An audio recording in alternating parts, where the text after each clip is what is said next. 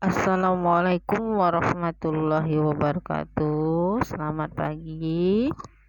Ketemu lagi kita pada materi biologi tentang sistem gerak. Pada minggu kemarin, Ibu sudah menjelaskan bagian sistem gerak ya, sampai di bagian-bagian tulang ya. Ada tulang rawan dan tulang sejati. Nah, untuk minggu ini kita lanjutkan tentang proses pembentukan tulang atau osifikasi. Nah, bagaimana proses osifikasi itu berlanjut atau terbentuk? Nah, proses osifikasi itu pada rangka manusia terbentuk pada manusia saat masih embrio, berusia genap 2 bulan ya, genap 2 bulan atau awal bulan ketiga pada waktu perkembangan embrio ya. Walaupun masih berupa tulang rawan atau istilah lainnya kartilago ya. Proses pembentukan tulang itu yang pertama diawali dari jaringan embrional atau mesenkim. Pembentukan tulang rawan sebagai rangka awal. Tulang rawan tersebut berongga dan menghasilkan sel induk tulang atau yang disebut dengan istilah osteoblas. Yang kedua, osteoblas kemudian membentuk sel-sel tulang. Masing-masing tulang akan menghasilkan matrik tulang yang di dalamnya diendapkanlah garam-garam kalsium atau Ca dan fosfor sehingga tulang menjadi keras.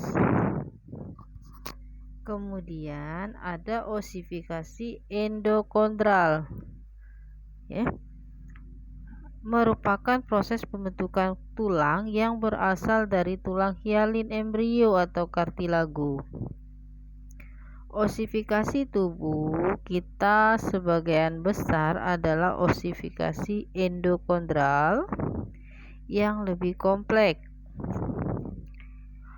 Osteosit akan dibentuk dari bagian dalam dan terus berlanjut ke bagian luar sehingga terbentuklah sistem Harpus. Di sekeliling osteosit terbentuklah protein yang nantinya akan mengisi dan membentuk matrik tulang.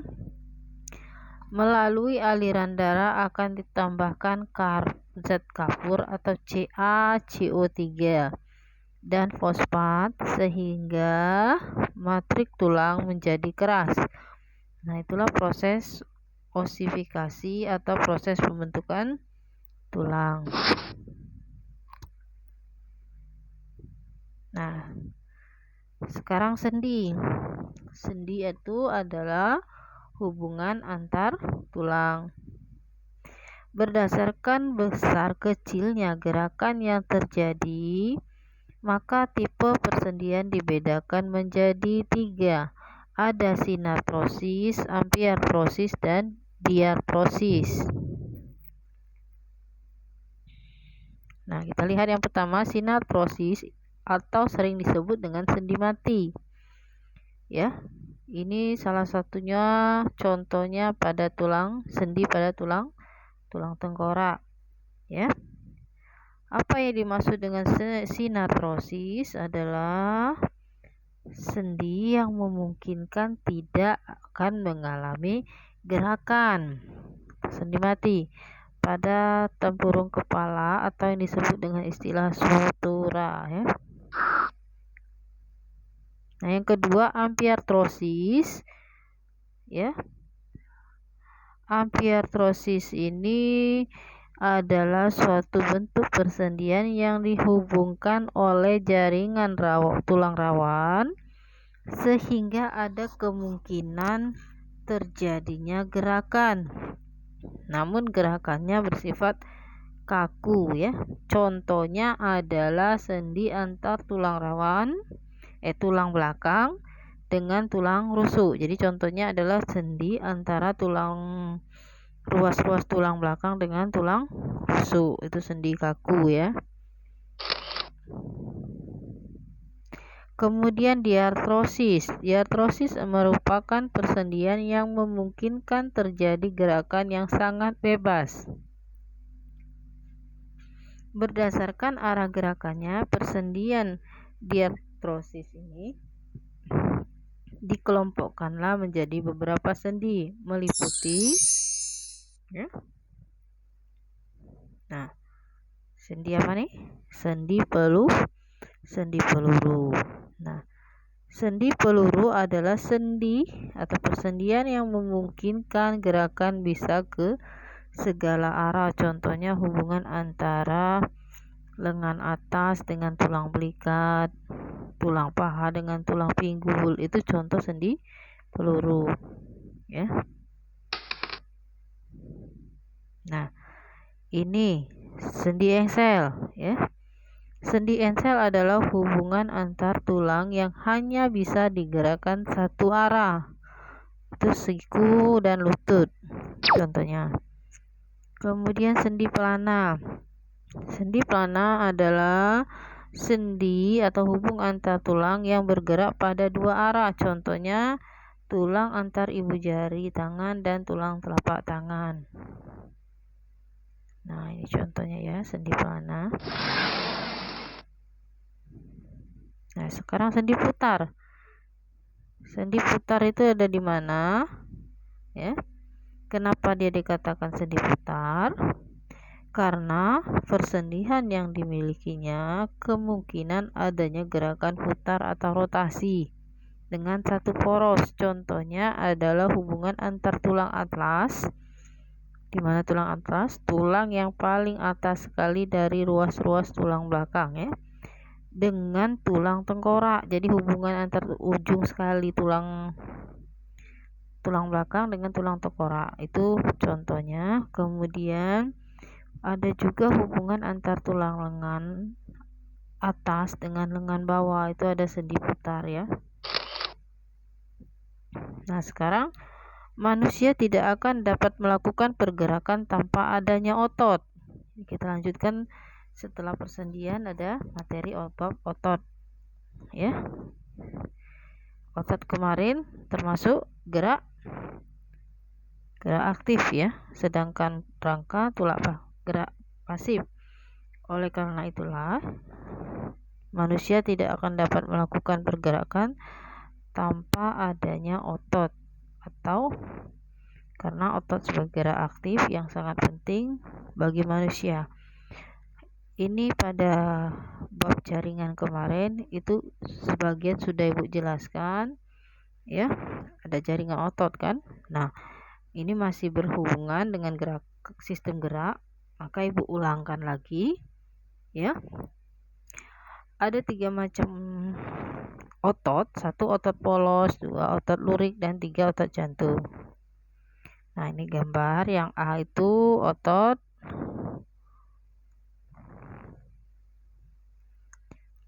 lurik, yang B otot polos ya, yang C itu adalah gambar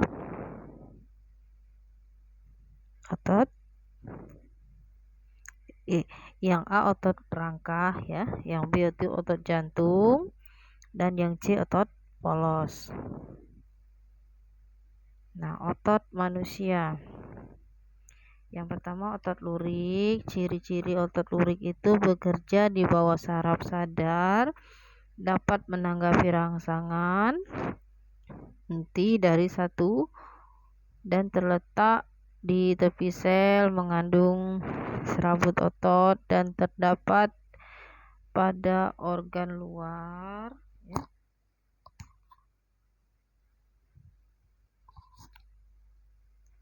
Nah, ini otot lurik.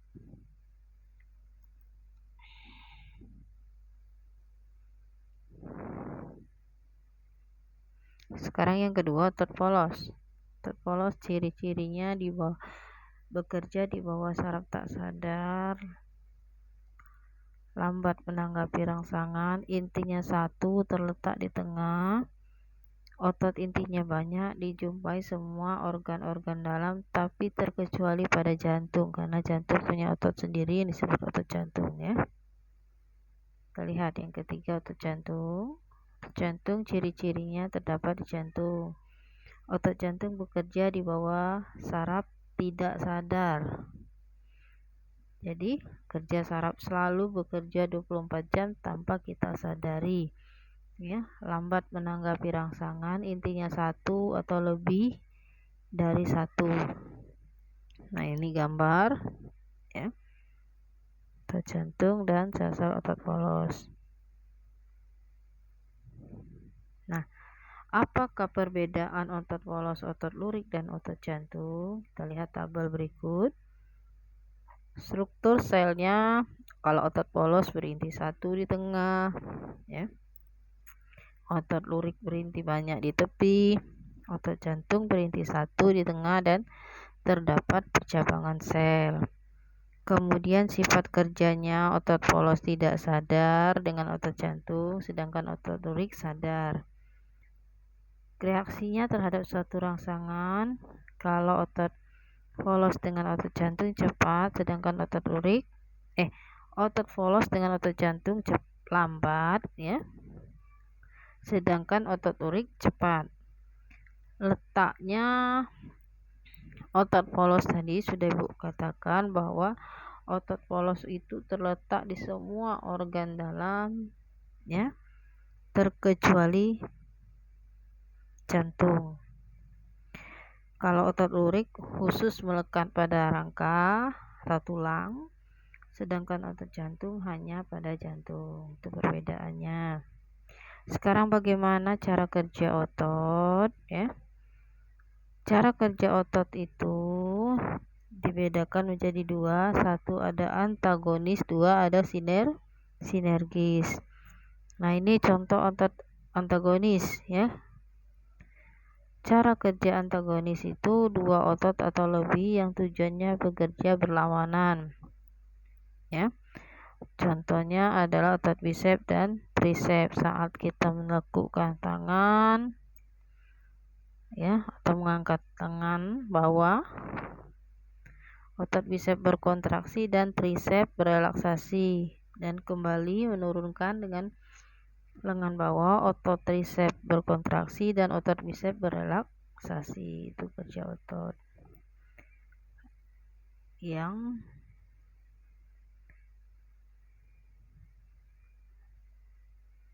nah, sekarang otot sinergis.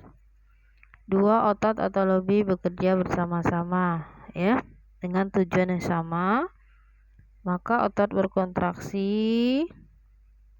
Apabila otot berkontraksi, maka otot akan menarik tulang yang dilekatinya sehingga tulang tersebut bergerak pada sendi yang dimilikinya.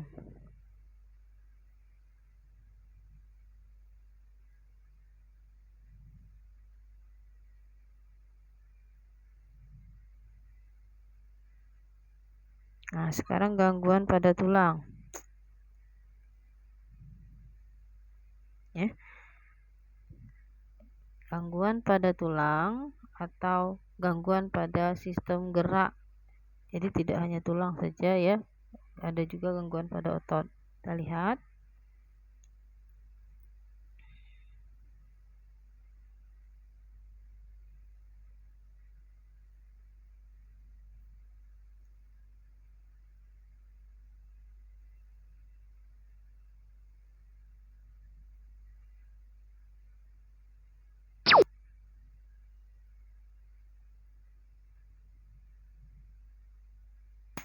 Kelainan dan gangguan pada tulang dapat disebabkan oleh beberapa faktor, diantaranya ada yang dibawa sejak lahir, ada infeksi penyakit karena makanan atau kebiasaan posisi tubuh yang salah.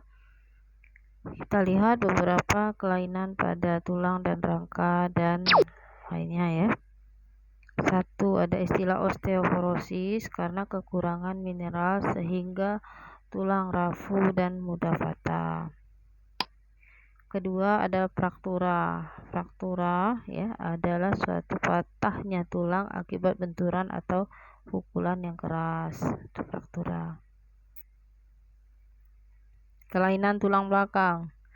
Kelainan tulang belakang ini ada yang disebut lordosis ya, kifosis ya. Kemudian yang ketiga skoliosis, melengkung ke arah samping atau lateral.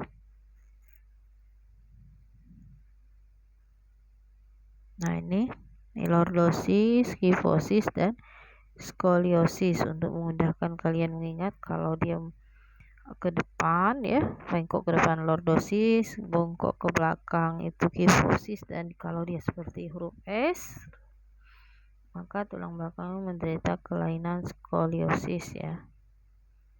Nah ini disebabkan kebiasaan duduk yang salah selama bertahun-tahun. Sekarang akondroplasia, salah satu bentuk kekerdilan tubuh yang sering dijumpai. Gangguan terutama pada pertumbuhan tulang panjang, sekitar 85-90% kasus merupakan peristiwa mutasi genetik ya. Sekarang penyakit Paget pada tulang. Osteosis adalah suatu penyakit metabolisme pada tulang di mana tulang tumbuh secara tidak normal menjadi lebih besar dan lunak. Salah satu penyebabnya adalah penyakit ini belum diketahui ya, walaupun kelainan cenderung diturunkan. Nah ini contohnya.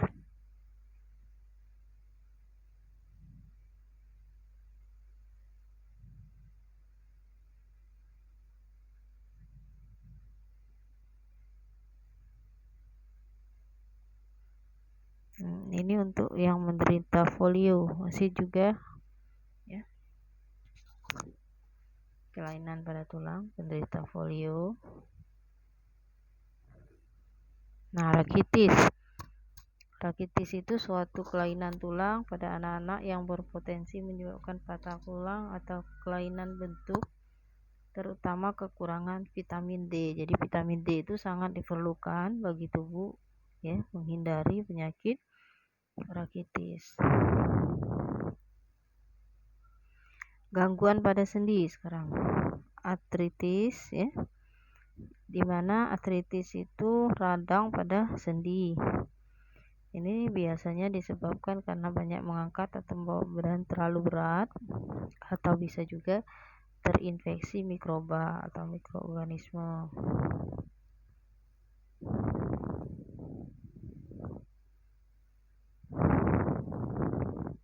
Nah, sekarang gangguan pada otot. Kita lihat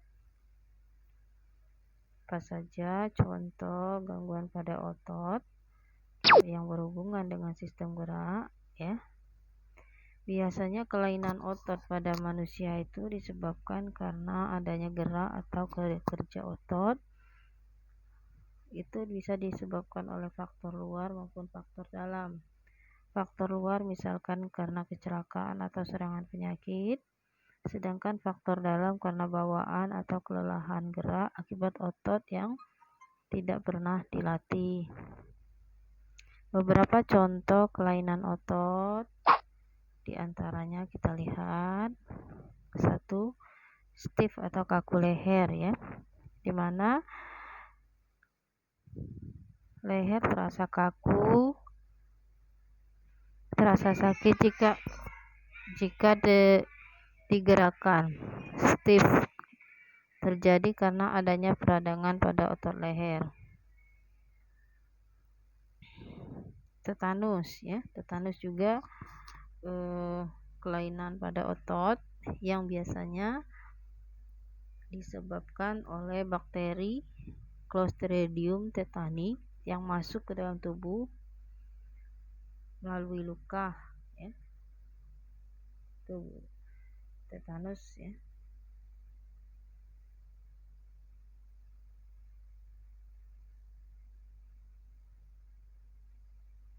Sekarang penderita tetanus. Nah, ini ya.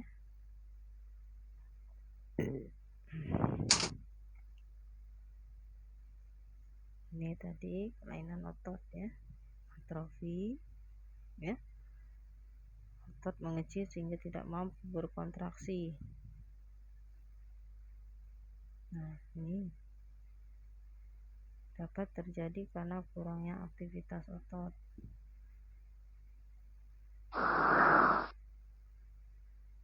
Ada lagi hernia abdominalis, sobeknya dinding perut yang lemah sehingga usus merosot ke bawah ya. Ini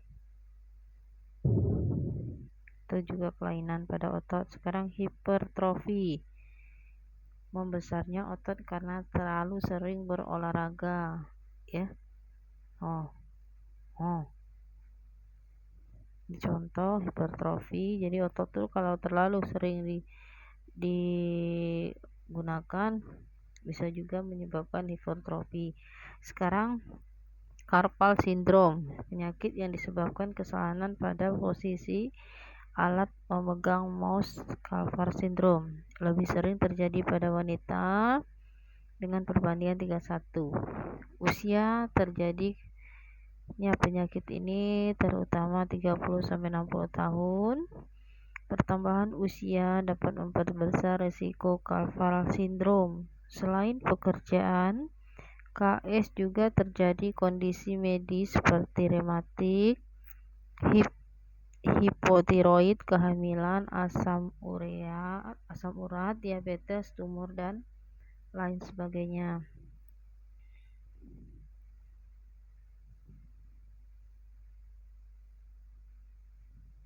Nah, ini penderita carpal syndrome seperti ini ya.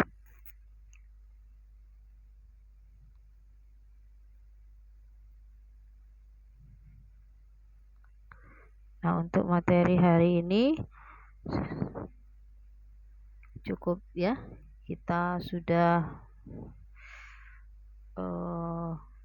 sampai pada sistem gerak yang bagian otot. Jadi untuk materi bab gerak kita sudah habis ya.